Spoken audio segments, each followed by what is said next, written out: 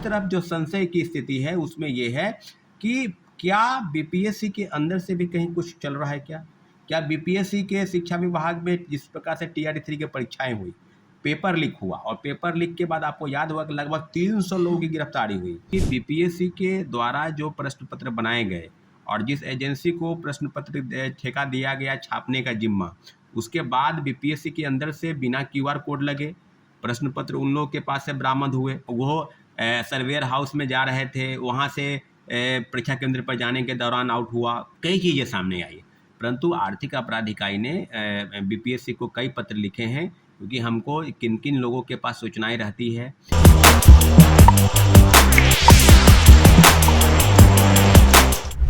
नमस्कार साथियों, जय हिंद। शिक्षक बहाली के मुद्दे पर कई चीज़ें अब सामने आ गई है कि बीपीएससी टीआरई 3 के जो रिजल्ट के प्रकाशन में है उसमें देरी क्यों हो रही है। तो जहाँ तक छात्र अभ्यर्थी लगातार प्रयास कर रहे थे और परीक्षा के बाद जिस तरह की चीज़ें सामने आई, कट ऑफ जारी किया गया तमाम शिक्षकों के साथ, उसके बाद लगातार ये बात हो रही थी कि जो कट ऑफ है उसमें प्रोविजनल कट ऑफ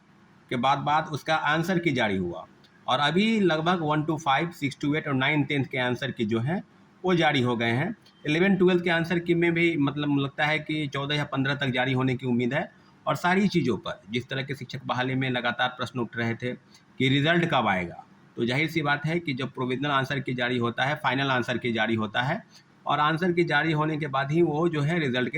रिजल्ट बनने की प्रक्रिया में चली जाती है। अभी बात हो रही है कि तीसरे फेज पर आखिर इस तरह की संशय क्यों बनी हुई है। आखिर लाखों अभ्यर्थी और 87,000 पदों की जो वैकेंसी आई है उसमें कई चीज़ें सामने आई कि बैकलॉग सीट को जोड़ने की बात हो रही थी कि टीआरई 1 टीआरई 2 के जो बचे सीट हैं उसको टीआरई 3 में जोड़ा जाएगा।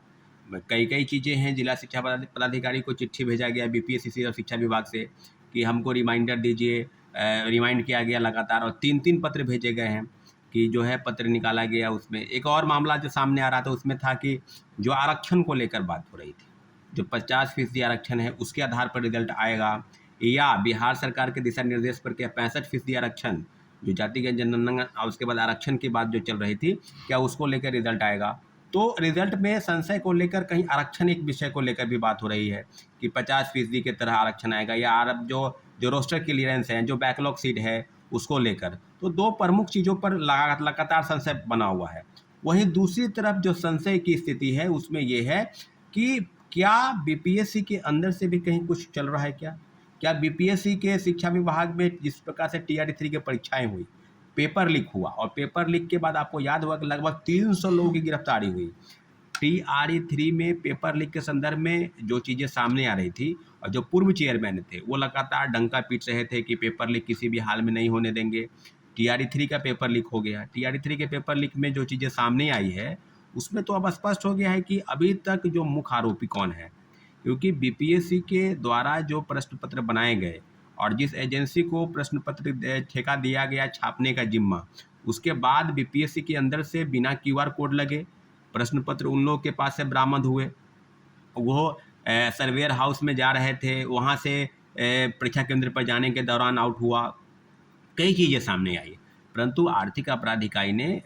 बीपीएससी को कई पत्र लिखे हैं, क्योंकि हमको किन किन लोगों के पास सूचनाएं रहती है, बीपीएससी के किन किन अधिकारियों के पास प्रश्न पत्र छपवाने का, उसको टेंडर नोटिस जारी करने का या किन किन लोगों को सारी चीज़ें उन लोगों के पास जानकारी रहती है। तो इन सब चीज़ों की जानकारी के हवाले से जो चीज़ें सामने आई है उसमें पूरी तरीके से अब ये बात सामने आई है कि अभी तक बीपीएससी ने आर्थिक अपराध इकाई को कोई भी जवाब नहीं दिया है और लगातार ये बात दबाव बनाया जा रहा है कि हमको जवाब चाहिए। और आर्थिक अपराध इकाई टीआरई 3 के जो भंडाफोड़ है उसमें कई लोगों के नाम आए।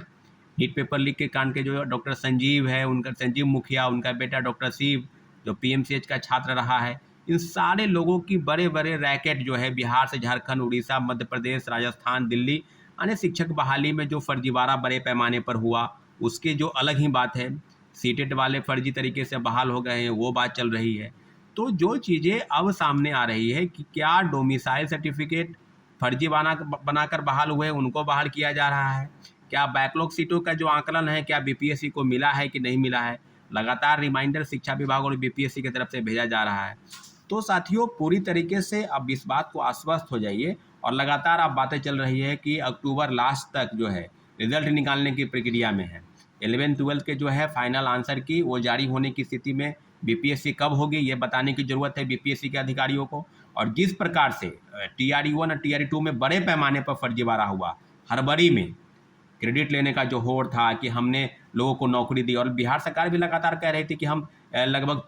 2 लाख लोगों को नौकरी लगभग 3 महीने में दे दिए। बिल्कुल आप दे दिए, लेकिन परीक्षा के 2-2.5 महीने बीत गए, 3 महीने लगभग बीतने वाले हैं और अभी तक जो है कोई विशेष इस बारे में कि रिजल्ट का प्रकाशन कब होगा, आने वाले समय में क्या किस तरह की चीज़ें सामने आएगी, तो सब चीज़ों पर अब बिल्कुल अब स्पष्ट हो गया है कि ये लोग बैकलॉग सीट का जो ढोंग रच रहे हैं कि हमको सीट का आकलन, अरे बड़े पैमाने पर जो फर्जीवाड़ा हुआ है उसका भी तो आकलन करके अप्लाइए। तो जहाँ तक मैं समझता हूँ कि बीपीएससी के अंदर से भी बहुत बड़ा भ्रष्टाचार जो है वो चल रहा है। लोगों के रिजल्ट के प्रकाशन में जो गड़बड़ी आएगी उसके लिए भी, और 1 कैंडिडेट 1 रिजल्ट, इस सीट को बचाने का जो खेल बीपीएससी पहले से खेलती आ रही है, इस मामले में भी क्लियर होना है कि आखिर क्या होगा। तो मुझे लगता है कि बैकलॉग सीट नहीं, आरक्षण के मुद्दे पर भी माननीय उच्चतम न्यायालय में बिहार सरकार गई है। और जो आरक्षण का दायरा है, अब ये कहा जा रहा है कि 50% आरक्षण को जो है सीट निकालकर कई जिलों की सूची जो है वो आ गई है, कई जिलों की सूची जो है आनी बाकी है। इन सब मुद्दों पर भी बीपीएससी छात्रों अभ्यर्थियों को गुमराह करने का प्रयास कर रही है कि हम 50% आरक्षण के साथ रिजल्ट का प्रकाशन करेंगे। वहीं दूसरी तरीके से अगर 65% आरक्षण के साथ इस तरह की चीज़ें हुई तो उसको रोक दिया गया है। तो सामने अब कई चीज़ें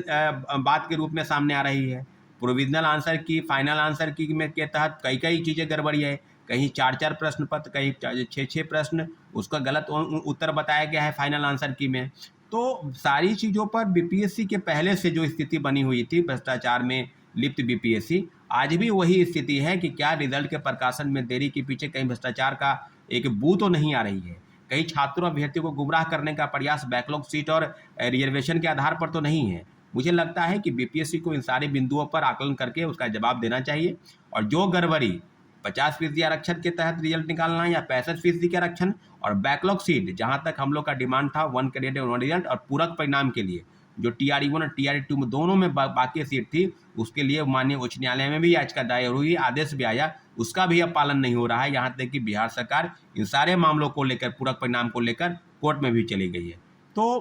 और कोर्ट के आदेश की अवहेलना भी आप समझ सकते हैं कि 28 जून को जजमेंट आया, उसके बाद भी बिहार सरकार जो है डबल बेंच पे मामले को के लिए जो TRE-1 और TRE-2 में दोनों में बाकी सीट थी, उसके लिए माननीय उच्च न्यायालय में भी याचिका दायर हुई, आदेश भी आया, उसका भी अब पालन नहीं हो रहा है। यहाँ तक कि बिहार सरकार इन सारे मामलों को लेकर, पूरक परिणाम को लेकर कोर्ट में भी चली गई है। तो और कोर्ट के आदेश की अवहेलना भी आप समझ सकते हैं कि 28 जून को जजमेंट आया, उसके बाद भी बिहार सरकार जो है डबल बेंच पे मामले को ले गई कि पूरक परिणाम हम नहीं जारी करना चाहते हैं। एक तरफ आप बैकलॉग सीट बता रहे हैं कि सीट जो है खाली है उसको TRE-3 में जोड़ेंगे, दूसरी तरफ पूरक परिणाम के लिए छात्रों अभ्यर्थियों को आप गुमराह कर रहे हैं। तो जाहिर सी बात है कि कहीं ना कहीं बीपीएससी के अंदर एक बहुत बड़ा जो रैकेट है, जो बरसों से फल फूल रहा है, उसको ध्वस्त करने की जरूरत है। आर्थिक अपराध इकाई को इन सारी चीज़ों पर, गतिविधियों पर नजर रखने की जरूरत है, और मुझे लगता है कि सारी चीज़ों को के लिए ही छात्र अभ्यर्थी गुमराह हो रहे हैं, क्योंकि बड़े पैमाने पर 87,000 पदों की जो वैकेंसी आई है और लाखों अभ्यर्थी इंतजार कर रहे हैं कि आखिर रिजल्ट कब निकलेगा। ये बताना बीपीएससी को है कि बीपीएससी कब रिजल्ट का प्रकाशन कर रही है। ठीक है साथियों, जय हिंद।